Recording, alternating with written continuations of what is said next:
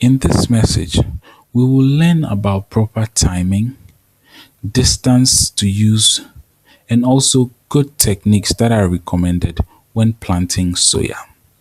In northern Ghana, the right time for soya pre-planting activities is May, so that planting can be done between June and mid-July. Around this time, most households would have finished planting their maize fields, which is considered as the primary crop for most households.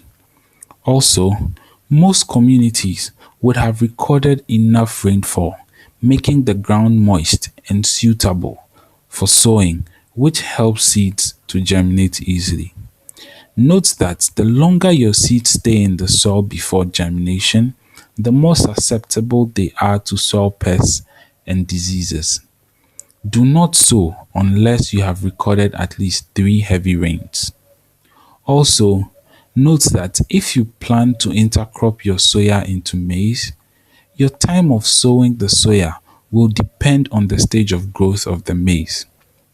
The message on intercropping will talk more about the different types of intercropping systems and their accompanying times of planting. The second factor you should consider when sowing is the planting distances to use between rows and within rows. The planting distance you use on your field will depend on the variety you cultivate, the layout of your field, and the intercropping method you choose, be it row, strip, or mixed. Soya can be sown on ridges or on a flat or plain field. For early maturing varieties such as Songda and Swangpongong, the recommended planting distances on ridges are 75 centimeters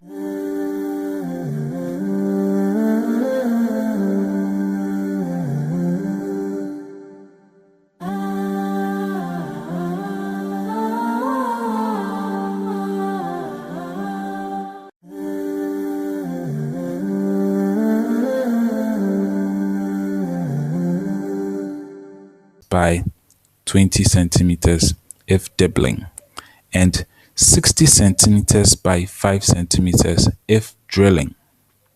The recommended planting distances when sowing on the flat are 60 centimeters by 10 centimeters if dibbling, and 60 centimeters by 5 centimeters if drilling. For medium and late maturing varieties such as Enidaso, Jenguma, Kwashi, Salintia 1 and Salintia 2, the recommended planting distances on ridges are 60 centimeters by 10 centimeters if dibbling, and 60 centimeters by 5 centimeters if drilling. These distances are the same even when you are planting on level ground. Maintaining the above spacing on your entire field provides adequate space for your plants to grow well, minimizes competition, suppresses weed growth, and facilitates effective nitrogen fixation into the soil. Adequate spacing between rows also provides good sanitation that helps improve upon farm operations and maintains the optimum plant population for your field. Follow these instructions when seeding or planting your field to obtain an optimum plant population. All drilled fields, both flat and ridged, should have 1 seed per hill. A dibbled flat field should have 2 to 3 seeds per hill. A dibbled ridged field should have 2 rows of soya per ridge on sides, not the valley, and have 2 to 3 seeds per hill. If the above recommendations are followed, a plant population of about 128,000 should be gotten on drilled fields versus 134,000 on dibbled fields per acre for short maturing varieties. For the medium or late maturing varieties, a plant population of approximately 102,000 should be obtained for both drilled and dibbled fields. Note, however, that if you are intercropping your maize with soya, The plant spacing for your soya crops will depend on the layout of your maize field and the planting distances of the maize.